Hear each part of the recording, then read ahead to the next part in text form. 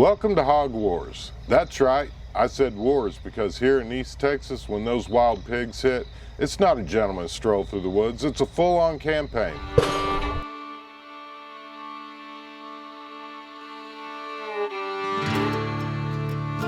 I'm Dale and I'll be your host here on Heartland Makes and Outdoors. And this is our brand new series where we are going to turn the tide against the hog hordes. Here's the deal. We were granted access to a new property deep in the piney woods where these root rippers have been tearing up valuable habitat for deer, turkey, not to mention the cattle land. And the landowner has asked us for help. Why? Because his natural land is more valuable now than ever. Not only for the wildlife, but the resale, and especially since he has a working cattle ranch. And those hogs don't care about the resale value. I've got deer stands and a lot of other tricks up our sleeves. But where those hogs come in, they're gonna tear everything up. And yes, the ironic part, we started off as bow hunters, quiet, stealthy, and patient. But the landowner's look when we said we'll bring bows was actually priceless. He said, will the hogs run off with the quiet shot? And I had to admit, yes, they will. So we are switching up tactics. The shotgun is already on hand, as well as an AR-15. And that is going to be a fast response tool. Now, before you start emailing comments, yes, we're going to go over safety, ethics, and the legalities of it all. Fact bomb, let's hit some numbers. In Texas, the population of feral hogs is estimated at 2.6 million and possibly up to 3 million across the 254 counties.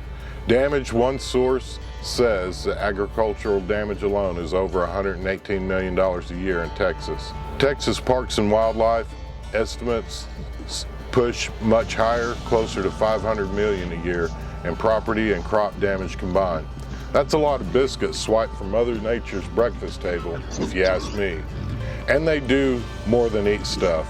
Wallowing, rooting, tree rubbing, water quality damage. So yes, we're gonna go from bow to gun and potentially trap. Why the AR-15? Because hogs are smart, fast, and often nocturnal. If you wait with a bow, you might lose the shot, spook the sounder. The AR gives fast follow-up and clear hit opportunities when paired with a good scope or thermal imaging. This may be a surprise for you down the road, but it does increase our odds dramatically.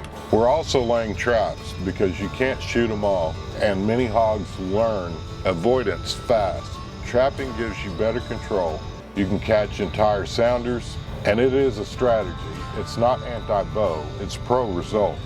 Now look, I still love my bow, but when the hogs show up with their piggy party, tusk sharp grin, and leafy buffet, I'd rather bring the proper tool than hope for a polite behavior. Think of it this way, if you invited the hogs for dinner and they were wrecking your house instead of eating at the table, you might change the menu and hire a bouncer.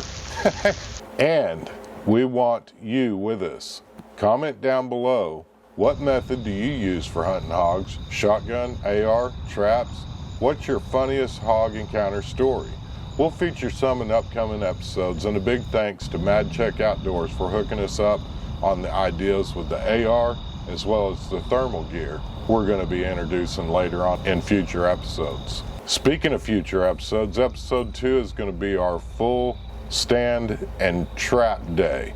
Results, fails, and what surprised us on day 1. Stay tuned for a full gear breakdown.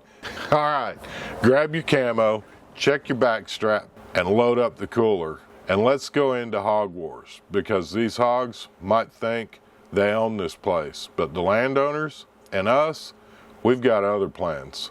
Let's make something happen. If you like videos like this, I'd like to talk you into joining our family. We're on our way to 10,000 subscribers, and with your help, we can make it. If you enjoyed the video, consider hitting that thumbs up button. If you hate this video, make sure that you hit the thumbs down button twice. That way we get full credit for it.